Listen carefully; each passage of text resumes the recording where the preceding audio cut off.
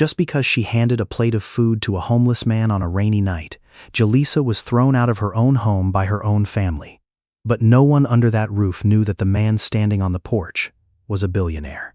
Today's story begins with a warm plate of food on a rainy night. An act of kindness that seemed so small, yet cost Jalisa the home she had lived in for years. She had no idea that the struggling man standing on the porch was hiding an identity that could completely change her life. But before the truth is revealed, Jalisa will have to face a painful choice. Continue living to earn her family's approval, or walk through that door and protect the dignity she still has left. Before the story continues, I want to ask you a question. If helping a hungry stranger meant losing the acceptance of your own family, would you still make the same choice Jalisa did? Share your honest answer in the comments. And if you believe that kindness should never be punished, please take a moment to like this video and subscribe to the channel. Your support helps us continue sharing stories about choices that may seem small, but can quietly change someone's entire life. Put the plate down. Yvette Booker's voice cut through the sound of the rain like a sharp object thrown straight into the room. Jalisa froze beside the open door, both hands still holding the still steaming food. Out on the porch, the drenched man immediately stepped back further, as though he feared his presence would bring her greater trouble. Water ran from his hair down his cheeks, slipping past the collar of his old, faded jacket. He did not look at Yvette. He only looked at the plate in Jalisa's hands, then lowered his eyes like someone far too accustomed to having to give back what he had not yet had the chance to receive. 10 minutes earlier, he had only knocked on the door twice. The August storm had blanketed Atlanta since dusk. Wind pushed tree branches against window panes, making the row of lights along the wealthy street flicker on and off continuously. In the spacious houses, curtains closed one after another as the man passed by. His wet clothes and peeling shoes made him something people did not want to see amid the evenly trimmed lawns and the glossy cars parked under carports. When Jalisa opened the door, he stood nearly a meter from the steps. "Sorry to bother you. I just wanted to ask if your house had any leftover food." He spoke softly, did not hold out his hand, did not try to look inside. Jalisa noticed his two hands were trembling. Not the trembling of someone dangerous or out of control, but the hard-to-hide reaction of a body that had been cold for too long. The plastic bag he carried was nearly empty, containing only a rolled-up shirt and an empty water bottle. Jalisa had seen hungry people before. Her father, Sherman Booker, used to bring her along to help in the kitchen during weekend meals at church. He often said that a person in need of help had already had to swallow enough of their own pride just to speak up, so one must not make them swallow contempt as well. Sherman had been gone for 10 years, but there were sayings that remained in the house longer than the person who once spoke them. She did not ask the man's name, nor did she ask why he was present in this neighborhood. Jalisa only told him to stand under the porch roof, then turned back into the kitchen. The remaining food was not much. A piece of stewed chicken, some collard greens, cornbread, and broth still warm in the pot. She placed them on the white porcelain plate with the gold rim, the kind Yvette only wanted used when the house had important guests. Jalisa had meant to switch to a paper container, but the thunder made her rush. Perhaps it was that very plate that made Yvette angry. Or perhaps she had been waiting for a reason small enough to let her pour down onto Jalisa everything that was larger. "Did you hear what I said?" Yvette stepped out of the living room. The cream-colored dress she wore was still perfectly pressed, even though outside the sky was pouring down as if it wanted to sweep the whole city away. "Put it down." Jalisa did not comply. The heat from the broth seeped through the bottom of the plate into her palms. Behind Yvette, Brene Holloway leaned against the doorframe, phone still in hand. Brene was Yvette's daughter from a previous relationship, only a year younger than Jalisa, and had never carried the Booker name. Her hair was neatly curled, her makeup flawless, and her eyes held only a trace of cold curiosity, as though this were a video clip she had not yet decided whether to post. "He's just hungry," Jalisa said. The short sentence made the room fall silent, not because it was loud, but because Jalisa rarely talked back. For 10 years, she had learned to do everything as quietly as possible, closing cabinets without a sound, walking through the living room without blocking the screen, preparing meals on time, remembering Yvette's schedule, picking up the dresses Brene had sent for alterations, changing light bulbs, calling repairmen, checking bills, and always appearing grateful for being allowed to stay in the house that once belonged to her own father. Yvette looked at her, as if she had just heard an insult. "This is not a food distribution site." I'm not turning it into a food distribution site. Yvette glanced out at the porch, where the man had leaned his body to avoid the rain splashing onto the mat. What bothered her was not a portion of food. It was the possibility that the neighbors would see a poor man in front of the house she used as proof of her success. The man said quietly that he could leave, but Jalisa stepped fully out onto the threshold and extended the plate toward him. The act was not defiant at all. It was precisely its calmness that made Yvette angrier. Jalisa did not ask for permission, did not explain herself, nor did she look toward Brene seeking agreement. The man received the plate with both hands. In the moment their fingers touched the porcelain edge, Jalisa felt how icy his hands were. He said thank you, his voice almost swallowed by the sound of the rain. She only shook her head. To her, a meal had never been a debt. Yvette moved closer, her familiar perfume mixed with the smell of stewed chicken and the damp earth from the front yard. You always act as though you're better than everyone else. Jalisa had heard other versions of that sentence for years. When she helped an elderly neighbor buy medicine, Yvette said she liked meddling in other people's business. When she skipped a party to stay with her father in the hospital, Yvette said she was trying to make everyone feel guilty. Even kindness was twisted into a way of seeking attention, as long as the one doing it was Jalisa. I never said I was better than anyone. You don't need to say it. Yvette looked straight at her. You keep bringing other people's problems into this house and leaving others to clean up the consequences. Jalisa looked around the room. On the wall were family photos arranged neatly. Yvette at fundraising events, Brene receiving her college degree, Sherman standing between them with a smile that had become distant. Jalisa appeared in two of them, always at the edge of the frame, like someone who had merely happened to step into the shot. He was only asking for food, she repeated. A very familiar coldness appeared on Yvette's face. Then go pack your things. Brene looked up from her phone. Jalisa thought she had misheard, but Yvette had already stepped aside, revealing the staircase leading up to the room at the end of the hallway. Since you care about him so much, she said, you can go with him. Jalisa looked at Brene. Just one sentence. Just for her stepsister to put down the phone and say that this had gone too far. Brene parted her lips, but the screen in her hand lit up. She bent her head down to look at the message that had just arrived, while Jalisa turned toward the staircase, her empty hands still holding the warmth of the plate she had just given away. She stepped up the stairs, slowly enough that she could hear the rain tapping against the glass door behind her back. No one called her back. No one said Yvette was just being angry. The house remained brightly lit, clean, quiet, and cold, as if what had just happened were only a small stain that needed to be wiped away before guests arrived. Jalisa's room sat at the end of the hallway, narrower than the other rooms, and with only one window facing the garage roof. She had lived there since she was 21, after Sherman passed away and Yvette turned his old bedroom into a place to store evening gowns and event decoration boxes. Jalisa had once thought she was only staying there temporarily. Then a month became a year became 10 years, and she gradually learned to call the delay loyalty. She pulled the old suitcase out from under the bed. The left wheel had been stuck for a long time, but she had never fixed it because she never thought there would be a day she would need to use it. Jalisa opened the closet, looked at the dresses hung neatly, the shoes lined up against the wall, and the clothes she always bought at the end of season sales. She did not know what to bring when she did not know where she was going. On the nightstand was her mother's wooden comb. The handle had been worn smooth from years of being touched, and one tooth of the comb had been broken since Jalisa was a child. Her mother used to sit behind her, parting her hair into even sections, and telling her that a woman must learn to take care of what belongs to her, even on the days when no one else does it for her. Jalisa placed the comb into the cloth bag, next to her identification papers and an old notebook. The photo of Sherman came last. He wore a dark blue suit, standing in front of the church with one hand placed on his daughter's shoulder.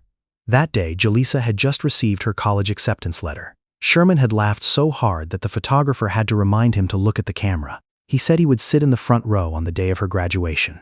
But by the final semester, his illness had grown worse. Jalisa returned home to care for her father, and never went back to school. She had once believed that sacrifice made her belong to this place. After Sherman passed away, Jalisa continued managing his remaining medications, canceling appointments, completing paperwork, and answering calls that Yvette did not want to hear.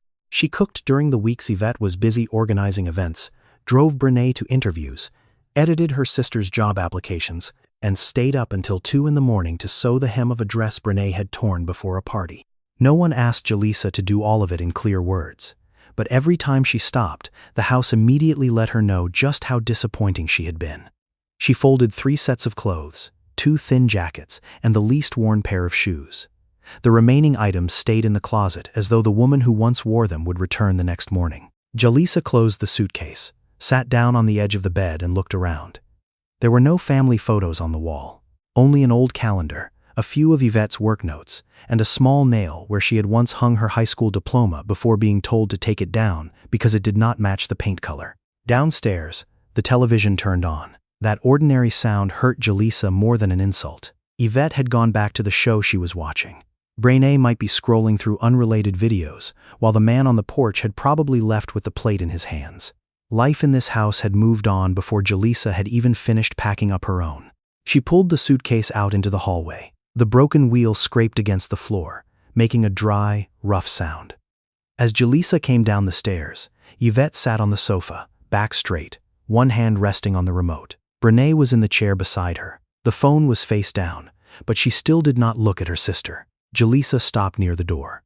In that moment, she was not waiting for an apology. She was only waiting for Yvette to say that it was raining, that this could be resolved in the morning, or at least that the past 10 years had not been completely meaningless. But Yvette only looked at the suitcase, then turned her face back to the screen. "Leave the keys on the table." No one answered. She placed the set of keys beside the flower vase, where every morning she still left the mail and bills for Yvette. The metal touching the wood made a very small sound. Jalisa opened the door. The wind immediately blew rain onto the threshold, wetting the hem of her pants and her hair. Out in the yard, the strange man was no longer there. The plate had also disappeared. The door closed behind her before she had finished walking the stone path. Jalisa pulled the suitcase across the flooded sidewalk. The stuck wheel forced her to tilt it to one side, each step heavier than the last.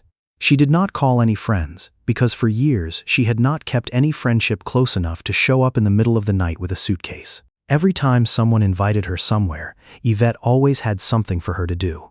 Every time Jalisa planned to start over, her father would have an appointment, Brené would need help, or the house would create another reason making her feel she could not leave.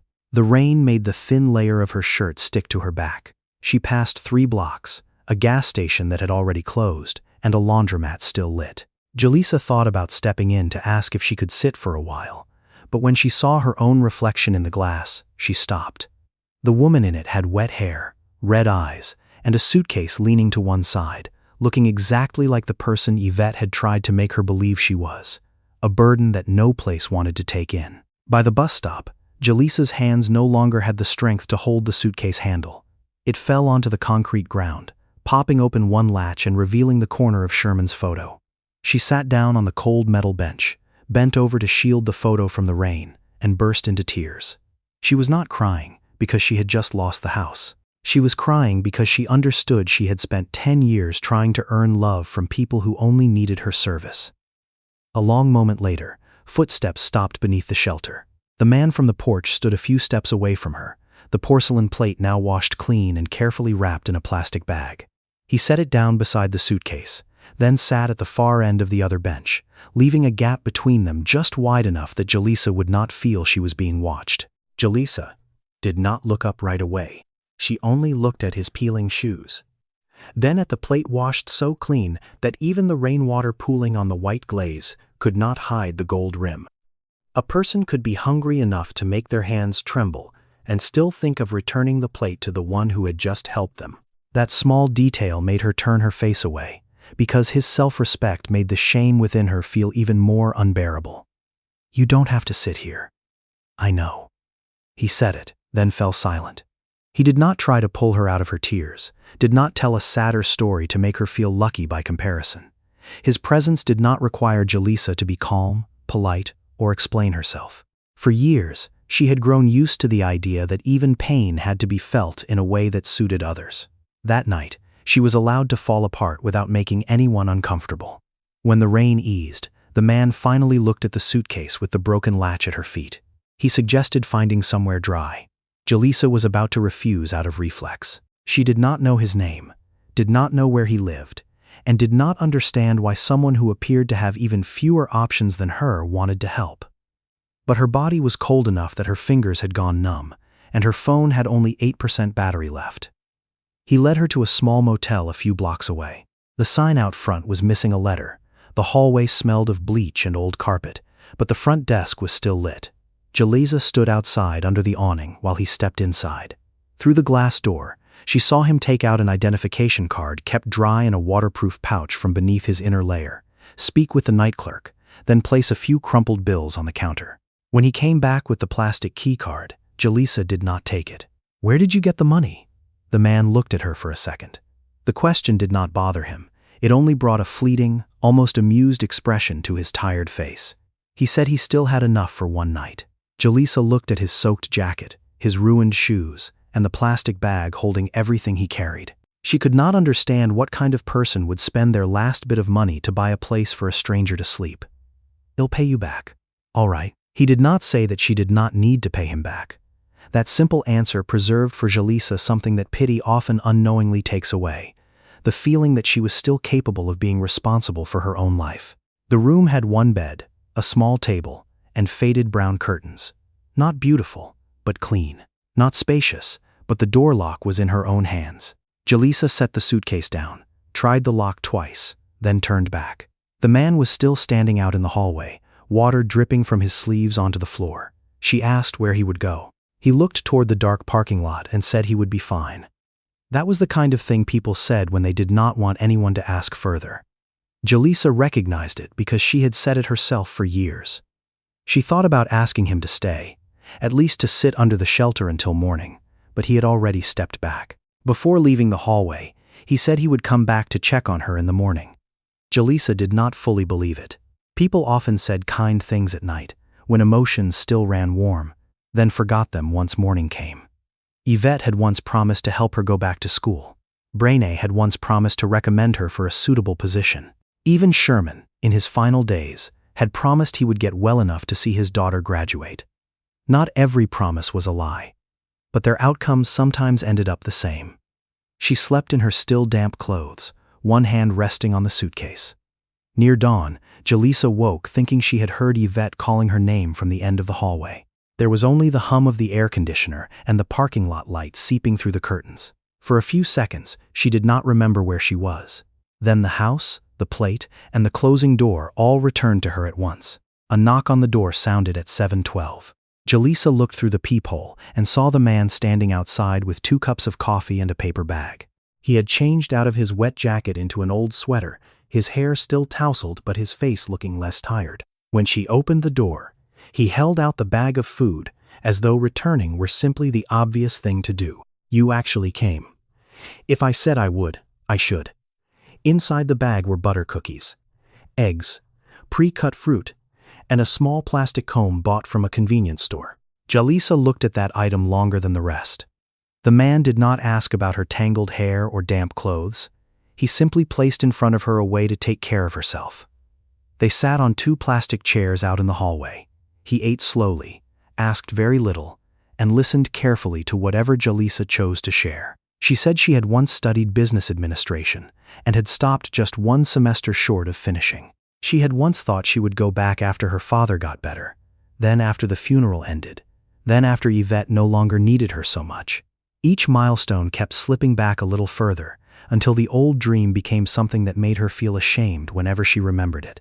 The man asked what she had been doing during those 10 years. Jalisa talked about event schedules, invoices, vendors, the times she had saved a party from falling apart because flowers arrived late or staff skipped a shift. She spoke as though it were just housework. He listened as though he were gathering evidence. "You never stopped working," he said. "You were just working somewhere that didn't call your job by its right name." That sentence touched the part of Jalisa she had tried to hide beneath the word sacrifice. The man set down his coffee cup. He said he could refer her to a company that needed a project coordinator. Jalisa let out a very soft laugh, not because she found it funny, but because the idea felt so far removed from the motel room, the broken suitcase, and the almost non-existent balance in her account. She asked where he worked. He looked down at his own hands, as if the time had come to give back something other than the plate. After a few seconds, he looked up. "My name is Corwin Merritt." Jalisa had heard that name before. It had appeared in business news, on construction signs taller than the site fences, and in articles about a corporation that had turned many abandoned lots into offices, training centers, and housing. Jalisa looked at the man's old sweater in front of her, then at his peeling shoes still ringed with dried mud around the heels. The two images could not belong in the same sentence. She took out her phone. The battery was at 6%, but the screen was still bright enough to display the face of the man sitting beside her. In the first photo, Corwin wore a charcoal-colored suit, standing in front of a glass building with a row of people behind him. That face was cleaner, his hair neatly cut, and his eyes carried the composed look of someone accustomed to making major decisions. Even so, the lines around his mouth and the small scar near his eyebrow were unmistakable. "You're the owner of Merritt Urban Partners." Corwin nodded. He explained that over the past several months, his car had often driven past the Booker house early in the morning. Jalisa was always out in the yard, before the rest of the neighborhood had even turned on their lights.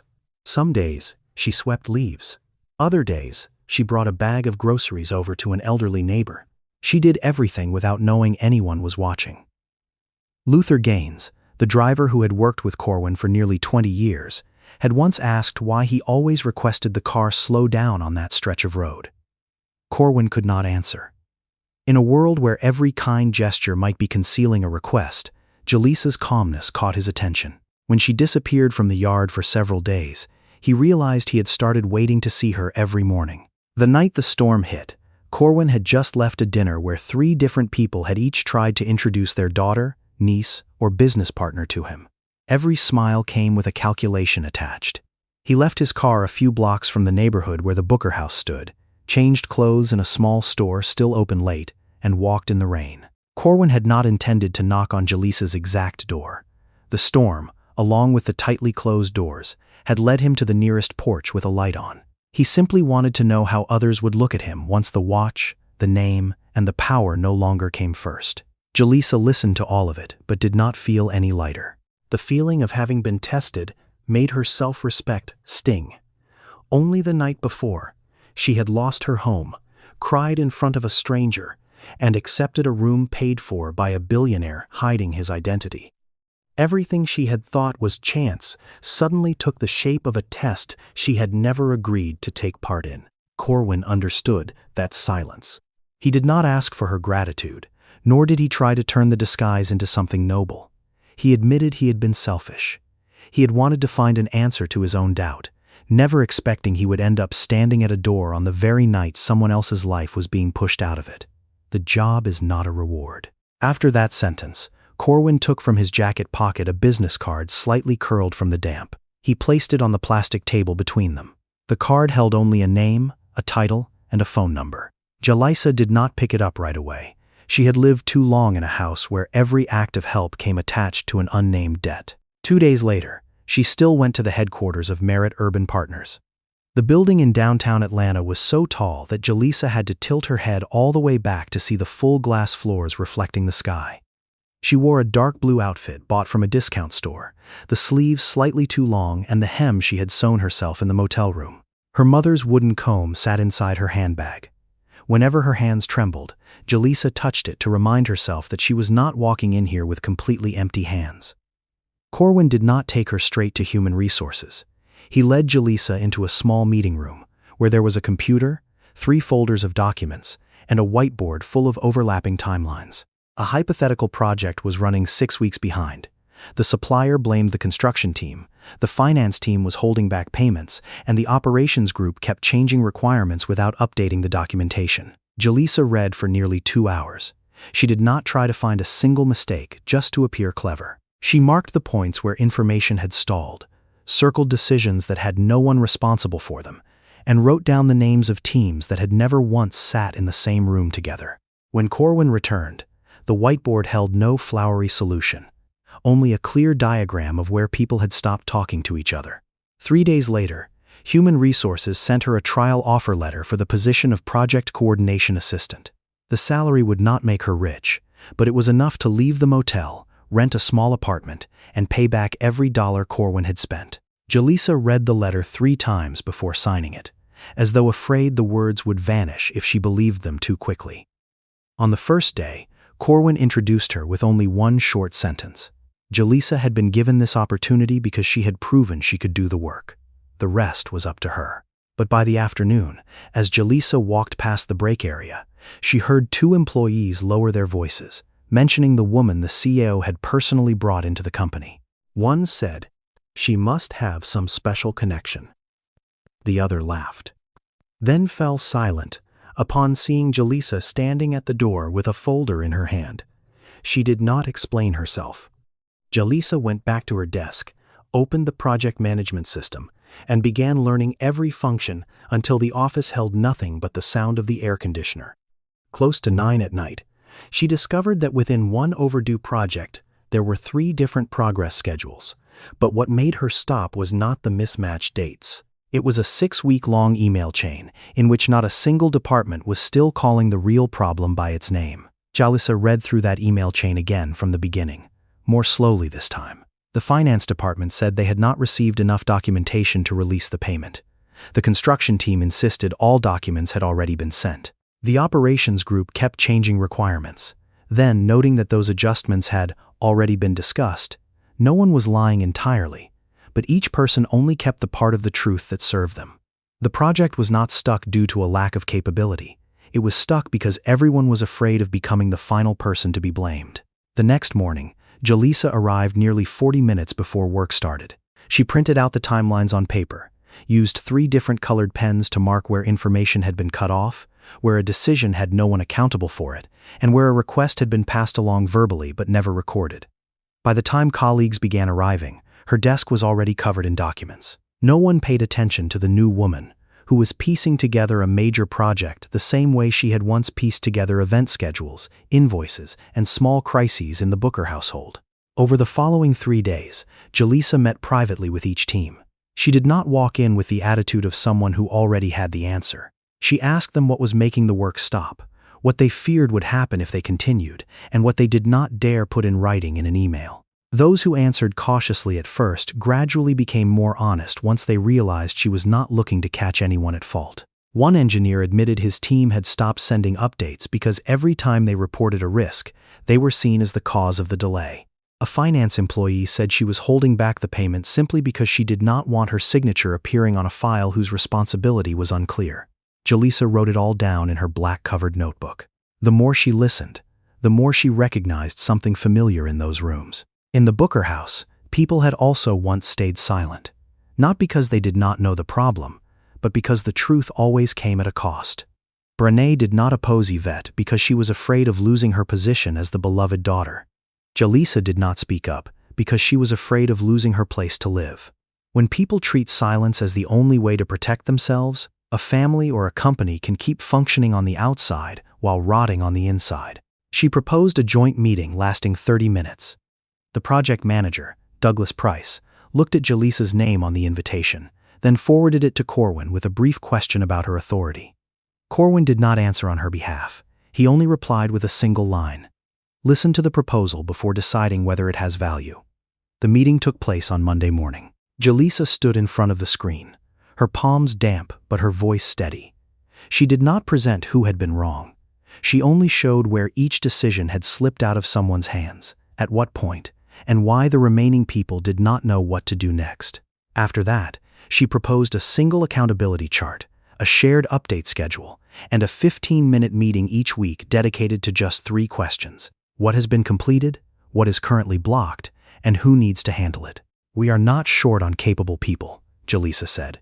"We are short on a place where the truth can appear without becoming a weapon." The room fell silent for a few seconds. Douglas leaned back, his expression not entirely pleased, but the technical team lead was the first to nod. The finance employee suggested adding a confirmation column for documents. The operations group wanted every change recorded in writing before implementation. The adjustments were added right there on the spot. Jalisa watched the original diagram gradually turn into a process everyone shared responsibility for, instead of a wall to hide behind. Corwin only observed from the end of the table. He did not praise her in front of everyone. After the meeting, he also did not hold Jalisa back to say he had known she would succeed. He understood that his presence being too visible could turn her effort into just another form of favoritism.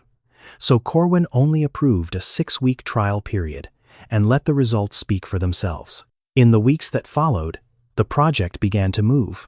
Invoices were processed on time. Changes no longer appeared unexpectedly at the end of the day. The technical team reported risks earlier, and the finance department no longer had to guess whether a signature would make them the sole person held responsible. Jalisa still arrived early, but she no longer stayed until 9 every night. She began learning how to end a workday before her body became exhausted. When the project regained 2 weeks of schedule, Douglas presented the results at a leadership meeting. He used the charts Jalisa had built, mentioned the department's new approach, but did not say her name. Jalisa sat near the end of the table, both hands resting on her black-covered notebook. The old feeling from the Booker house returned. Her work was present everywhere, while she herself was not. But this time, Jalisa did not need to protect herself with silence. The technical team lead spoke up first. He said the process had been designed by Jalisa. The finance employee added that she was the one who had met with each team and found the real cause. An operations manager placed the original report on the table, where Jalisa's name appeared on every revised version. Douglas faltered mid-presentation. No one attacked him, but the room had stopped allowing the truth to be blurred. Corwin looked at Jalisa. She did not smile in triumph, nor did she lower her head pretending it did not matter. She only sat up a little straighter, like someone who had just realized she no longer needed permission to be seen. From that day on, larger projects began landing on her desk. Jalisa enrolled to complete her remaining semester, took part in leadership training courses, and kept her class schedule next to Sherman's photo in the small, newly rented apartment. 18 months later, when an invitation to a board meeting appeared in her inbox, she assumed she was only being asked to present a new strategy. That morning, Jalisa brought along her black-covered notebook and her mother's wooden comb. She walked into the top-floor conference room, where Corwin was already standing by the window, and on the table in front of him lay a folder with her name on the first page. Jalisa looked at the folder longer than necessary. Her name sat right beneath the words Director of Strategic Development, printed in an ink so calm and ordinary it felt almost unreal. She had spent 3 nights preparing a presentation on the housing expansion plan for the southern areas of Atlanta. She had not prepared to hear Corwin announce that, from that very morning, the plan would become her own responsibility. The room broke into applause. Jalisa heard it, but did not immediately understand the sound was meant for her. 18 months earlier, she had been sitting under a bus stop shelter, using both hands to shield her father's photo from the rain. Now, the people who had once looked at her as an exception were standing to acknowledge what she had done. Corwin did not step forward to embrace her or turn the moment into a story about how he had discovered her. He simply placed the folder in front of Jalisa and said the position had been earned through results. After the meeting, she did not go straight back to her office. Jalisa remained sitting in the room, its lights dimmed, both hands resting on the folder's cover. Her mother's wooden comb sat in the bag by her feet. She thought she would think of Yvette, of Brené, or of the door that had once closed behind her. But the person who came to mind instead was Sherman, in his blue suit, laughing loudly in front of the church, saying he would sit in the front row on the day his daughter graduated.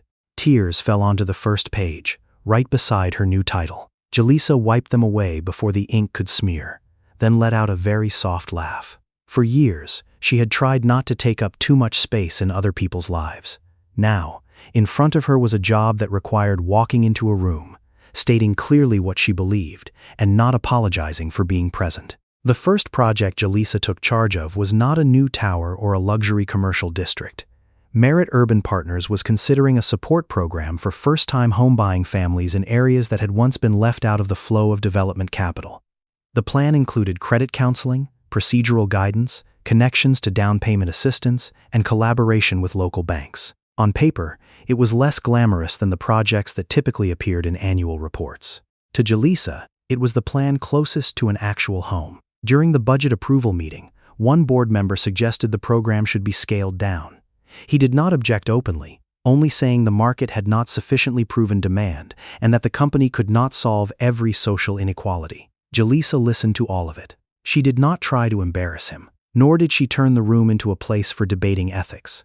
She opened a pre-marked data page and said that, according to the U.S. Census Bureau's classification, In the second quarter of 2026, the home ownership rate among householders who identified their race solely as Black was estimated at 45.4%. Among single-race, non-Hispanic white householders, the corresponding rate was 74.5%. She paused after the two figures. That gap needed no additional adjectives to feel heavy. Jalisa spoke of people with stable jobs, who had paid rent on time for years, yet did not know where to begin once a single error appeared on their credit file. She spoke of families able to afford a monthly mortgage payment, but with no one to explain the down payment, closing costs, or how to recognize an unfavorable contract. Those people were not lacking in ambition. They were lacking a door, with someone willing to stand there and show them how to open it. The trial phase was approved by late afternoon. Not the entire board believed the program would succeed, but they agreed to let Jalisa prove it. She left the meeting with a longer list of tasks than before, a smaller budget than she had hoped for, and 6 months to produce results. Corwin walked behind her, keeping his distance until they stood alone in front of the elevator. "You don't just want a seat in the room," he said. "You want to pull up more chairs." The remark touched something Jalisa had never given a name to. Perhaps because she had lived too long in a house where love was divided up like property, she understood the feeling of standing outside a door and not knowing whether she had been turned away for lacking ability or simply because no one had ever shown her the way. In the weeks that followed, her calendar was packed from morning to night. Jalisa met with credit counselors, community bank owners, city staff, and families willing to talk about the times their applications had been sent back. She did not only listen to the parts about failure. She asked them what they had hoped for, what their imagined first house looked like, and what they wanted their children to remember upon stepping through the door. Someone spoke of a yard large enough to grow tomatoes. Someone else only wanted a kitchen where they would not have to ask a landlord's permission before repainting a wall. Corwin began showing up during the hours Jalisa forgot to take care of herself. One afternoon, he set a takeout container on her desk without saying she had skipped a meal. Another evening, Jalisa found him in the conference room, asleep in his chair with his glasses still in hand. She left a cup of coffee beside him along with a note that read exactly 4 words: "COs need sleep too." The care between them grew through things so small that no one in the company could have named them precisely. Corwin remembered Jalisa did not like sugar in her coffee. Jalisa knew he often rubbed his left wrist when a meeting ran too long. They no longer talked much about the rainy night. Both understood that a relationship could not live forever on the moment that had brought them together. One Friday evening, Corwin invited Jalisa to eat at a family-run restaurant on a quiet street on the east side of the city. There was no private room, no server addressing him by title. On the walls were photos of high school sports teams and faded portraits of the owners across generations. A few days later, Jalisa went to Corwin's apartment to go over some documents and smelled something burning the moment the door opened. In the kitchen, he stood in front of a smoking pan, surrounded by flour, half-cut vegetables, and a recipe book flipped upside down. Jalisa set the folder down, took in the scene, and laughed so hard she had to lean against the counter for support. Corwin turned off the stove with the seriousness of someone handling a major crisis. On the table behind him, beside 2 unused plates, sat a blue envelope with Jalisa's name on it and 2 plane tickets to the Georgia coast. Jalisa picked up the envelope, turned it over, then looked at Corwin. He was waving a kitchen towel to clear the remaining smoke around the pan, trying to maintain his composure, even though the kitchen looked as if it had just been through a dispute with flour. Inside the envelope were 2 plane tickets to Savannah, along with a schedule sheet that noted only, "Meet partner, survey site, return Sunday night." Corwin said it was a short business trip. Jalisa did not ask why a site survey would need 2 people yet had no project name attached. Nor did she ask why Luther had smiled while driving them to the airport that Saturday morning. She had learned that Corwin rarely lied, but sometimes he arranged the truth in an order that others only understood once they had reached the end. The rental car left Savannah, driving toward Tybee Island under the pale afternoon sun.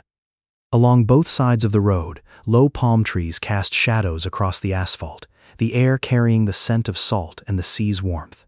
Jalisa opened her laptop, meaning to review documents, but Corwin gently closed the screen. He said there was no meeting to prepare for. When she turned to him, the worry on his face did not resemble someone who had just canceled a work schedule, but rather someone about to say something he could not take back. Where the car stopped, There was no conference hotel or team of architects waiting. There was only a wooden path leading across the coastal grass, blue ribbons tied low along the railing, and a small table set beneath a canopy. The meal had been prepared simply, made up of dishes Jalisa had once mentioned in passing conversations. On the chair sat a pale yellow blanket, the same color as the porch light at the Booker house on that rainy night. "How long have you been planning this?" Corwin did not answer right away. He pulled out her chair, then stood looking at the ocean turning from blue to gold beneath the sunset. The man who could walk into a room full of rivals without a second glance now adjusted his cuff twice, even though his shirt was already perfectly in place. Jalisa noticed that unease and did not ask further. They walked along the water's edge after dinner. The waves reached only as far as their ankles before receding, leaving trails of white foam that quickly dissolved into the sand. Jalisa said she still remembered the night at the bus stop, remembered the suitcase latch popping open and her father's photo nearly getting wet. At the time, she had thought she had been pushed out of the only life she had. Corwin admitted he too had once walked in the rain, feeling he could no longer trust that anyone would look at him without seeing money first. He stopped where the wooden path ended. No music played, no strangers stood at a distance taking photos. There was only the sound of waves, the sea breeze, and Corwin's hands tightening before he opened the small box he had carried in his jacket pocket. Jalisa did not look down at the ring first. She looked at his face, at the sincerity no longer hidden behind an old jacket or an expensive suit. "I don't need you to save me from loneliness," Corwin said. "I just want to build a life you choose to walk into." Jalisa had spent too many years in a house where her presence had been treated as an obligation, so what brought her to tears was not the stone on the ring, but the word choose. She was no longer the woman who did not know where she would sleep. She had a job, an apartment, her name on projects, and a life that did not depend on Corwin's decisions. Precisely because she was able to walk away, her yes belonged entirely to her. The wedding was held by the sea the following spring. There were no hundreds of guests pulled from business lists that Corwin could easily have filled. There were only close colleagues, a few families who had taken part in the housing program, Luther seated in the front row, and people who had become family through presence rather than blood. A small choir from Sherman's old church sang as Jalisa walked the aisle, scattered with white flowers. On an empty chair placed beside the aisle sat the photo of Sherman in his blue suit. Jalisa had thought she would not be able to look toward it, but as she passed, she saw a small piece of paper Luther had placed beneath the frame. It was a copy of her old college acceptance letter, with her father's handwriting beneath it. "This girl will go further than any of us imagine." Jalisa paused for half a beat, touched the edge of the frame, then continued walking toward Corwin. Life after the wedding did not resemble the articles written about them. Corwin still worked too much. Jalisa still brought documents home, and the kitchen still regularly suffered the consequences of her husband's confidence far exceeding his cooking ability. The most memorable days had no cameras. They were the mornings Jalisa overslept and Corwin quietly pushed back his first call. The evenings the two of them ate cereal because the stew had burned. The times they sat on the living room floor, arguing over who had forgotten to buy toilet paper. 2 years later, Dorian Merritt was born on a sunlit morning. When the nurse placed the baby in Corwin's arms, he held his child carefully, as though holding something both fragile and possessing the greatest power in the world. Jalisa watched tears run down her husband's cheeks, while he still tried to keep his voice steady. The man who had once signed contracts worth hundreds of millions of US dollars did not know quite where to place his child's small hand. Corwin lowered his head, letting Dorian wrap a hand around one of his fingers. Jalisa lay beside them, too exhausted to nearly keep her eyes open, yet still smiling as she heard him promise that this child would never have to wonder whether he was allowed to stay in his own home. At that same time, on the other side of Atlanta, Brene Holloway sat in a car taking her to the most important interview of her career. On her lap was a folder pressed neatly flat, and on her phone were the answers she had rehearsed for 3 weeks. As the glass building of the Waller Community Development Network came into view at the end of the street, Brene adjusted her cuffs and asked the driver to stop right in front of the entrance. The car stopped by the curb, still wet from the rain the night before. Brene sat for a few more seconds, checking her lipstick in her phone screen, then held the folder with both hands so the edges of the paper would not curl. She knew Dr. Odessa Waller's organization was expanding its network, supporting Black-owned businesses. She had memorized every program, every board member, and exactly which phrases would make her sound like a leader with vision. Brené was not lacking in ability. She had a good degree, years of experience in brand strategy, and the ability to walk into a room and draw attention. What she lacked had never appeared on any resume. It lived in the moments with no camera present, when someone needed help but could offer her nothing in return. Brené arrived 18 minutes early. She smoothed her cuffs and walked briskly toward the revolving door. Beside the entrance, an elderly woman was bending down to pick up documents that had just spilled from a paper box. The edge of the box was soaked, its bottom about to give way. The woman wore a plain brown coat, her gray hair wrapped neatly beneath a dark purple scarf. A few sheets of paper slid across the sidewalk in the wind. "Could you hold the door for me for a moment?" Brené stopped. She checked her watch, even though she still had plenty of time. A delivery truck was parked nearby. A security guard stood inside the lobby, and a few pedestrians were also heading toward the door. In her mind, helping was no longer an act that would cost less than a minute. It became a risk of wrinkling her suit, getting her hands wet, and shattering the composure she had practiced for the most important interview of her life. "I'm sorry, I have an appointment," she said it in a soft voice, polite enough not to feel cruel to herself.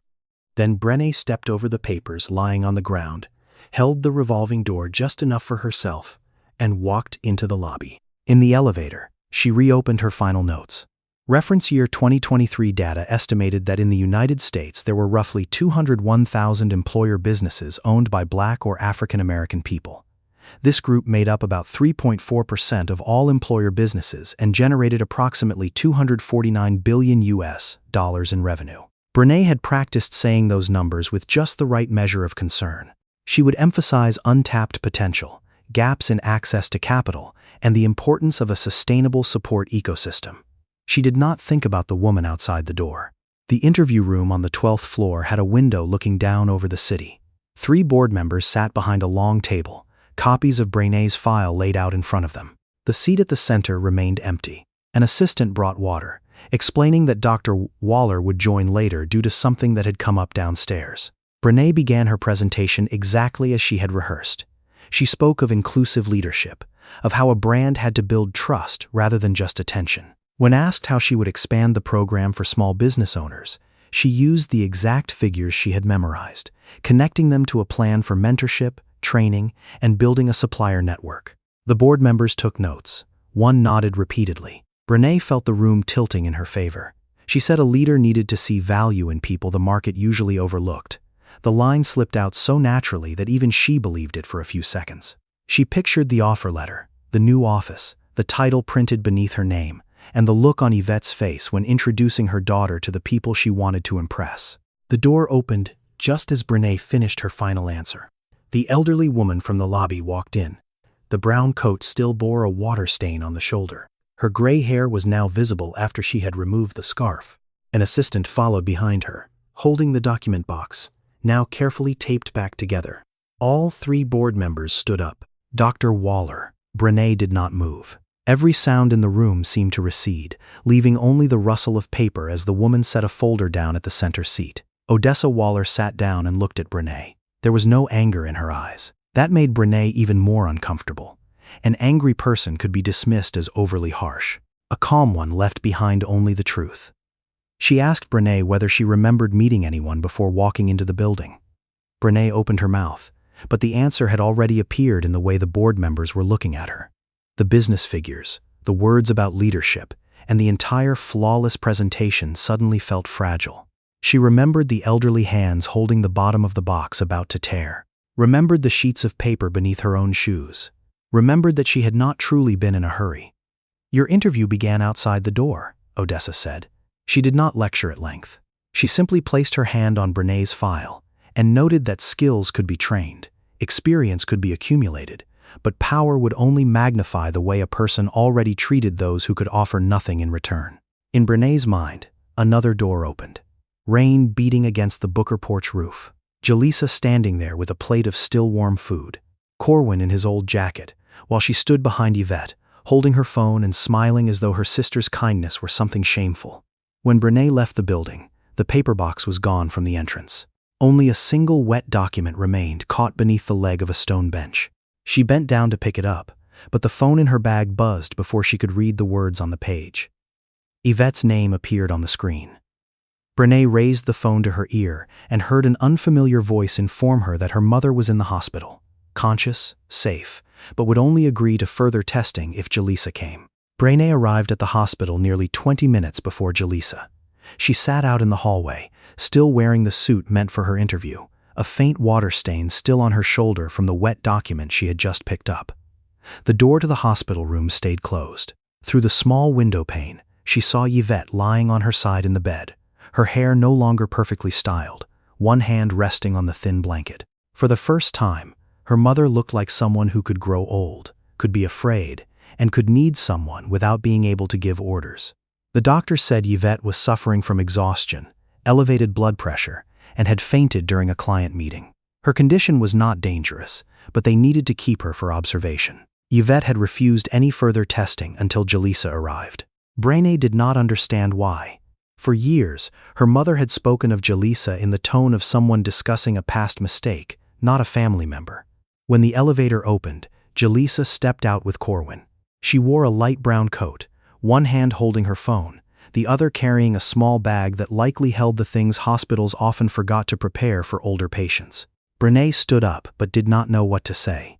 Every apology she had imagined on the way here felt hollow as Jalisa walked past, still asking the nurse about Yvette's medication, as if 10 years of cold treatment could not erase the habit of caring for others. Yvette opened her eyes when Jalisa entered. Her gaze paused on her biological daughter, then shifted to Corwin. For a few seconds, her face held only confusion. Then she looked at his eyes, the small scar near his eyebrow, and the way he stood half a step behind Jalisa, not taking over the room. "It's you." Corwin nodded. He did not bring up the rainy night, did not force Yvette to hear a list of everything she had done. His calmness made the small room feel even smaller. Yvette looked down at her own hand, where the white plastic patient bracelet hung loosely on her wrist. The woman who had once believed strength meant never letting anyone see her lose control now could not even remove her eyeline without help. She told Brene to close the door. Then Yvette looked at Jalisa, but the first words did not come right away. The silence stretched long enough for the heart monitor's beeping to become distinct. Jalisa did not rescue her from the awkwardness. She stood near the foot of the bed, both hands resting on the straps of her bag, waiting with a calm Yvette had never once shown her. "I was wrong." Those 3 words did not make the past disappear. They only opened a small crack in a wall that had stood far too long. Yvette confessed that she had once viewed Jalisa's presence as a reminder that Sherman had had a life before he met her. Every time he protected his daughter, Yvette felt as though she were standing behind someone who had already been lost to her.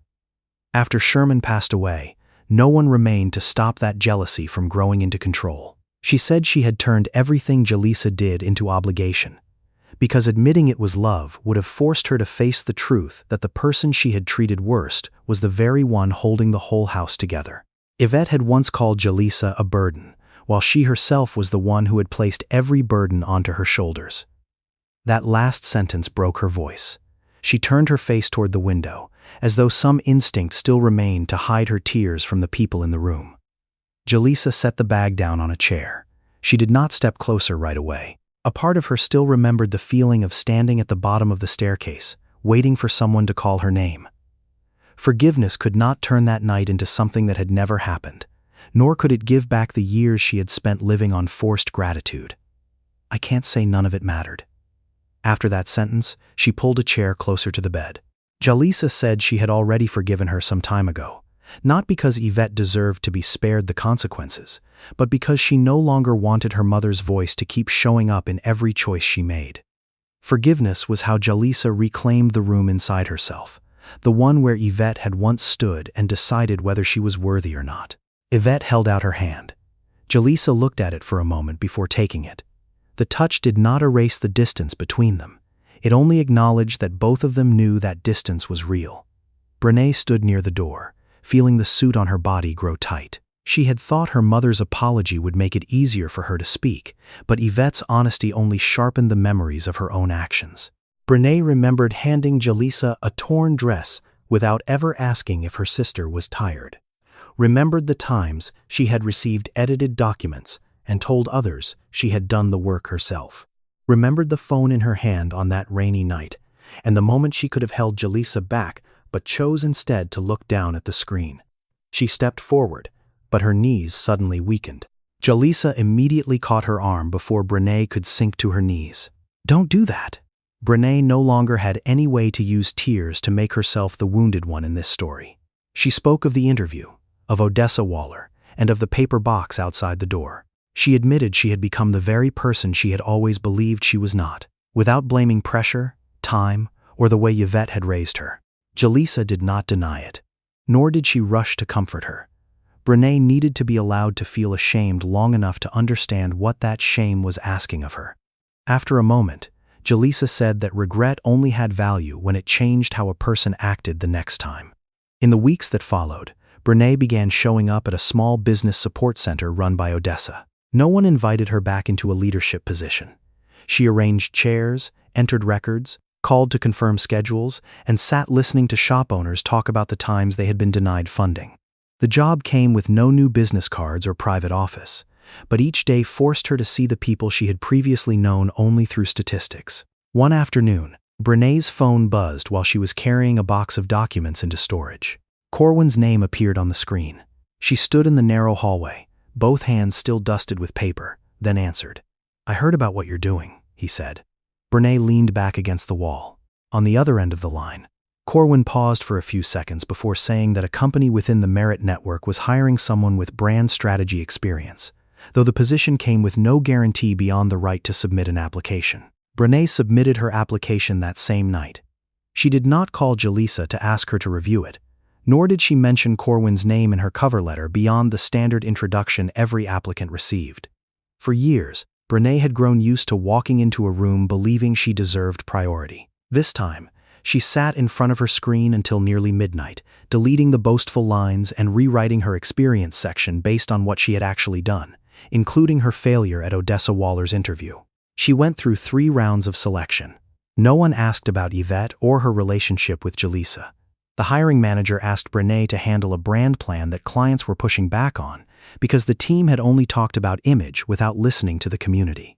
In the past, she might have built a new campaign, hired an influencer, and changed a few slogans. This time, Brene proposed pausing the promotion, holding listening sessions, and publicly disclosing what the company had done wrong. She was hired into a strategy manager position, lower than the title she had once wanted, but higher than the opportunity she believed she still deserved. On her first day, Brene did not walk into the waiting room expecting everyone's attention. She carried her own box of documents to her desk, learned the receptionist's name, and sat down to eat lunch with the newly hired design team. The change did not happen as one perfect moment of enlightenment. There were still days she wanted to interrupt others, still felt annoyed when her ideas were not chosen. But now, Brene recognized that feeling before letting it turn into how she treated people. Yvette also began reappearing in Jalisa's life through small steps. She no longer called on her own terms, and expected her daughter to rearrange her schedule. She sent messages first, sometimes only asking if Dorian was well. The first time she was invited to dinner, Yvette arrived 40 minutes early with 3 trays of food and tried to rearrange the table setting. Jalisa looked at her for a moment. Yvette paused, set down the napkin, then asked everyone what she could help with. The question was clumsy, but Jalisa still heard what lay behind it. While the family relearned how to sit at the same table, the housing program Jalisa oversaw entered its 3rd year. Many families completed the paperwork to buy their first home. A mother, who had once feared she would never have enough for a down payment, sent Jalisa a photo of her 2 children painting a bedroom blue. A man who worked as a mechanic brought a bag of tomatoes to the office from the small garden he had once only dared describe during his first counseling session. Jalisa kept those photos in her desk drawer, beside the gold-rimmed porcelain plate Corwin had washed clean on that rainy night. Yvette had once wanted it back, but had since gone quiet upon seeing Jalisa use the plate as a place to hold thank you cards. The object that had once made her furious now sat among the proof that a door opened at the right time could lead to many other doors. After that, Jalisa and Corwin began building a network of community kitchens along with small food pantries placed near schools, churches, and community centers. At the launch of the first location, a reporter asked why an infrastructure development company would invest in meals. Jalisa stood beside the long table, behind her people arranging vegetables, grains, and canned goods into baskets. She said a 2024 report estimated that 13.7% of households in the United States had experienced food insecurity at some point. Among households with a non-Hispanic Black reference person, that rate was 24.4%.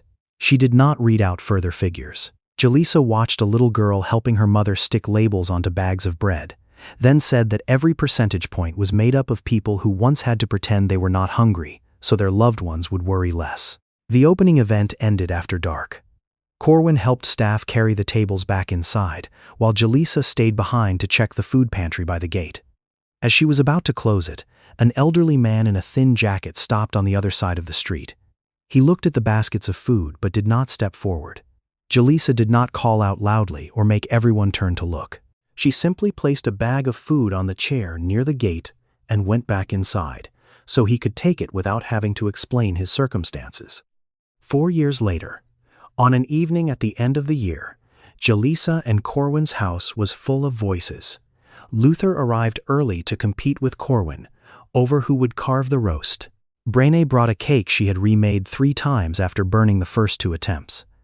Yvette sat by the window, letting Dorian pin a paper bow into her hair without complaining that it did not match her dress. Dorian was nearly 6, old enough to run through the rooms but still liked to sit under the table whenever the adults talked for too long. As dinner was about to be served, he crawled out with a large sheet of paper and set it in front of his parents. On it were figures with arms drawn far too long, all standing around a table. In the middle of the table, Dorian had drawn a yellow plate. Yvette stood beside Jalisa. Brene held Luther's hand. No one was at the edge of the page. Corwin bent down, studying the drawing with the same seriousness he usually reserved for blueprints. Why is everyone holding hands? Dorian looked at his father as though the question were far too easy. He pointed at the plate in the middle of the table, then pulled Yvette's small hand and placed it into Jalisa's. Because no one should have to eat alone. Outside, the doorbell rang. Jalisa turned her head, while Dorian had already run toward the hallway, pulling Corwin along as he called for everyone to bring one more chair. That chair was not only for the guests standing outside the door, it was for anyone who had ever been left behind, who had ever had to ask permission to be loved, who had ever believed they were not good enough to belong to any home. Jalisa could not change the past, nor could she get back the years she had lost. But she had done something more important. She did not let other people's coldness turn her into a cold person. Kindness, given at a time when she had nothing to gain in return, had opened a new path, not only for her, but for Corwin, Brene, Yvette, and many others. Perhaps in each of our lives there has also appeared a plate of food, a door, or some very small moment that forces us to choose between indifference and kindness. Sometimes, what seems like such a small thing quietly changes an entire life. How do you feel about Jalisa's journey? Have you ever met someone like her, or witnessed an act of kindness that changed your own life or a friend's? Share your story and feelings in the comments section. Thank you for staying until the very end and listening to this story. May you always meet people willing to pull up one more chair, and may you also be warm enough to do the same for others. See you again in the next story.